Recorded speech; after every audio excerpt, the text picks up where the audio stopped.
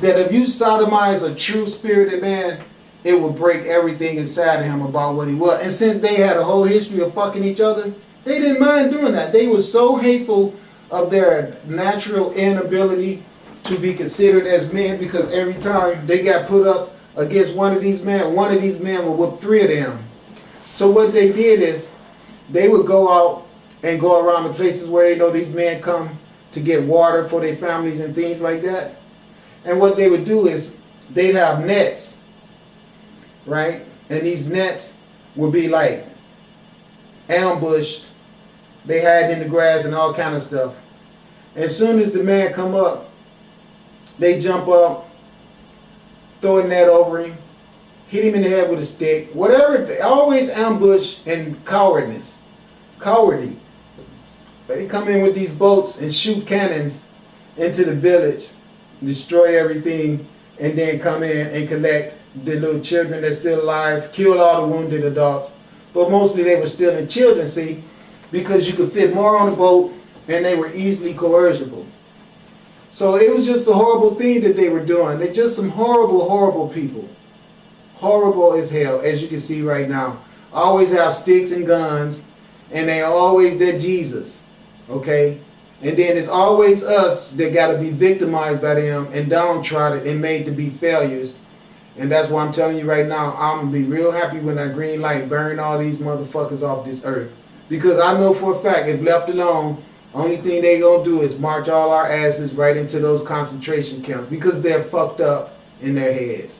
And they get mad at me for saying this, but if you look at your own history about everything you did and you get over your white ass ego about thinking that you have a right to do that to somebody because your skin is white, then you know what? You need to deal with that yourself, because you know how ignorant how ignorant your ass is yourself for thinking that foolish shit. And to show you how stupid you are, the light ships are here to punish your ass whether you like it or not. Many arts of trailing and building traps and snares. On one of my long hunts in the fall of 1829, I found a young Cherokee who had been shot by a roving band of hunters and who had eluded his pursuers and concealed himself under a... Okay, now look at this. Okay, look at this face right here. Now, I want all you Mexicans out there to understand, this is your true original arrangement of facial characteristics before the white man came here and started tampering with who is called Maria Gonzalez now. Her name ain't always been no damn Maria. Her name used to be Pocahontas. Shelving rock. Weak from loss of blood, the poor creature was unable to walk, and almost traps and snares. On one of my long hunts in the fall of 1829, I found a young Cherokee who had been shot by a roving band of hunters and who had eluded his pursuers and concealed it. Look at that face. Now these are the native people to the America at the arrival of the European males and females. But know this, before the females came here, they blew that Nina Pinta and Santa Maria story up your ass. That's not true. They sent the Navy here. The Navy came here, took over the immediate areas closest to shore, and built their stronghold. Their stronghold grew from there. They had a backdoor entrance to that fort right from the ocean. The boats would come in with soldiers. The soldiers would be met by soldiers who had already strongholded here. They make a pathway from the boat right to the fort. And the fort kept growing because the more soldiers came, the more work they had to cut down more trees and keep enlarging the forts. The forts kept growing and growing and growing and growing and growing from the closest landing mark to the ocean as possible. From there, they grew in numbers because they kept bringing more foreign soldiers here. Breeding right here in America, plus breeding in Europe, to send nothing but boatloads of soldiers here to help eradicate the face of this man that you see looking at you right now. So all you Mexicans out there who want to be white, I want you to know that the only reason you want to be white is because when the white man came here and started murdering you, he started giving you privileges and advantages by eradicating your brown and your black pig skinlets out of your skin. So what they did is they kept on killing the men and raping the women over and over, and the women kept having lighter skinned babies who they introduced right back into the population to make you guys become the confused, wanting to be white people that you are today. Okay, but your true origin of existence on this planet is as sun children. This beautiful face right here is your origin of beginning. And this is something that you all need to be trying to return to. And this is why I was sent here, to let you understand that just like he said, there has been a whole lot of theft from us as a people. And there has been a lot of misinformation that has been given to us about our true acquaintances of self. And our true knowledge of who we are has been tarnished and hidden from us. And it is all our responsibility to search as diligently as possible to get the true connection of our roundness, so we can retain ourselves in an intact world of knowledge of self. Back to our God and Goddess essence is where we need to be going, which means that you Mexicans better start doing everything you can to change your skin pigments to be back to this blackness and far away from that whiteness that they have convinced you need to pursue.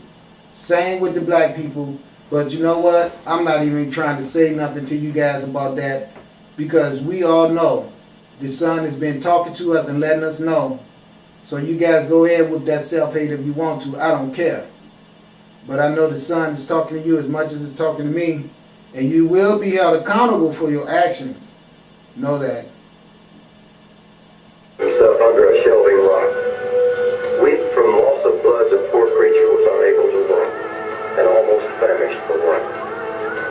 I carried him to a spring, bathed and bandaged the bullet wound, built a shelter out of bark, healed from a dead chestnut you tree. possess I and nursed loves him, protected him, is how one fed him on defeats. chestnuts and roasted deer meat. What did it say? I carried him to a spring.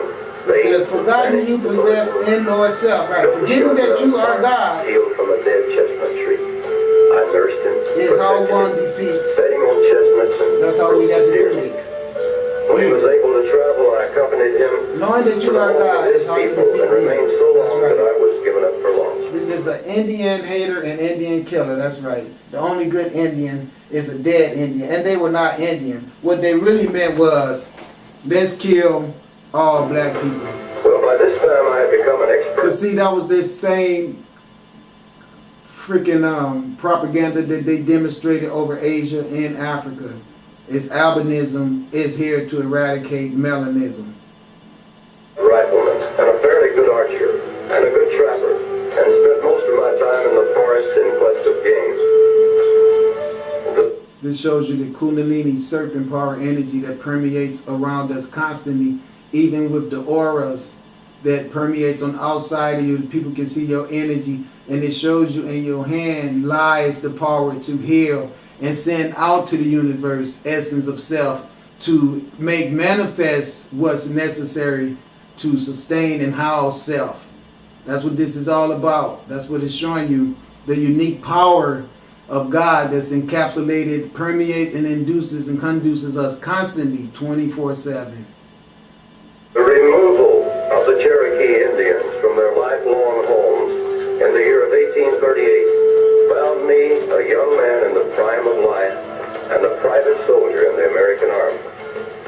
Being acquainted with many of the Indians and able to fluently speak their language, I was sent as interpreter into the Smoky Mountain country in May 1838 and witnessed the execution of the most brutal order in the history of American warfare. Okay, now here's the deal. There's so many stories about Yeshua, okay? Alright? I Now, saw the hopeless. people say that Yeshua is living in the earth. Alright? I believe that.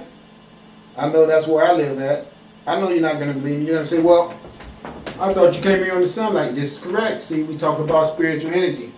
Now listen, spiritual energy can always be enhanced to become a greater spiritual energy. You got to understand that. There is no limitation to knowledge. Knowledge permeates forever. That means that the man that knows something knows that he knows nothing. Okay? That means all knowledge is encompassed by knowledge. Meaning there is infinite existence of knowledge. Which means that when you know for a fact that you are of a God essence and your spirituality is what manifests everything, then I mean that the true Yeshua could have never died. Now, when we're talking about dimensional passages and travel, can a personification die? Yes. And that spiritual personification that manifests the movement of that personification does not die. It takes on another manifestation and continues to go on. So the death was just for someone to see and recognize the need to be divine and have a specific cause and a specific sacrifice for this attainment of divineness. Because everything has a price. If it wasn't for little, that wouldn't be big. It's got to be rain in your life to appreciate the sunshine. What goes up must come down. Is the door open or is it closed? Those are the dynamics of existence. It's called oppositional complementary. And it is the balance of all life. So did Yeshua come to the earth and get killed? Yes. But can he also live inside of the earth? Yes. What are you saying? Yeshua could be multi-present, omnipresent, omnipotent, as well as benevolent? Absolutely right. So can you. You just got to turn on the cosmic energy and the consciousness to make all that manifest and to be able to understand the manifest state dynamic, the manifested dynamics around all that. Until you start reading these metaphysics books, none of that's going to make sense to you because you're going to be stuck on materialism, knowing that you can't drive two cars at one time. That's the limitation of materialism. But the spirituality of a person can encapsulate many manifestations at the same time because you are a dynamic source of spiritual energy, which means you have no limitation because you are all of the unlimited places because you are that. I am that. I am that. I am that too. I am that. I am that. I am that. Which means I am you and you are I. And once you start knowing that, you will know yourself to be God, which is going to be hard as long as you know Jesus to be God. The helpless Cherokees arrested, dragged from their homes, and driven at the bayonet point into the stockades. And in the chill of the drizzling rain on an October morning, I saw them loaded like cattle or sheep into 645 wagons and started toward the west. This is a true story, Matthew. Just so that we are all on the same page, I'd like to commence by saying that the multi-dimensional reality we experience in these various timelines we are afforded are the matrices we travel and hopefully learn something from. In this jigsaw equation we travel through, over, atop of, as well as beneath. Time itself is not totally as we perceive it to be from our ignorant perspective of the creation. And it works compounded with the erroneous information we are fed by the academic institutions. They are physically impressive, but they lack consciousness and the proper information placed into them. Like Dr. Lloyd Pye says, everything you know is wrong.